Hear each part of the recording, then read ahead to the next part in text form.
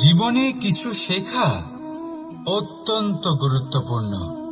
এবার কি কি শিখতে হবে সেই সব শেখানোর জন্য অনেক শিক্ষক রয়েছেন, কিন্তু কি শিখবেন না আর কি করবেন না এটা আমাদের নিজের অভিজ্ঞতা দিয়ে শিখতে হয়।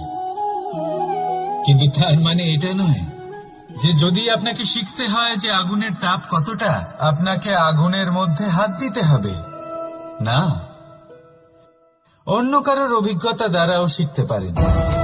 প্রশ্ন শুধুমাত্র একটাই যে আপনি কি শিখতে চান নাকি চান না। যদি আপনি এটাই ভাবেন যে আমি শুধুই নিজের অভিজ্ঞতা দ্বারাই শিখতে চাই, তাহলে জীবনকাল ছোট মনে হবে, অনেক কিছুই শিখতে পারবেন না। তাই নিজের সাথে সাথে বড়দের অভিজ্ঞতা দ্বারাও শেখা শুরু করে দিন। এই সংসারের অভিজ্ঞতা দ্বারা শিখতে শুরু করে দিন।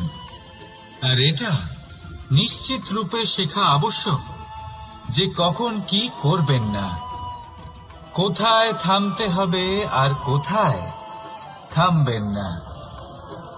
তাহলে আসুন আর আমার সাথে ভালোবেসে বলুন, রাধা রাধা।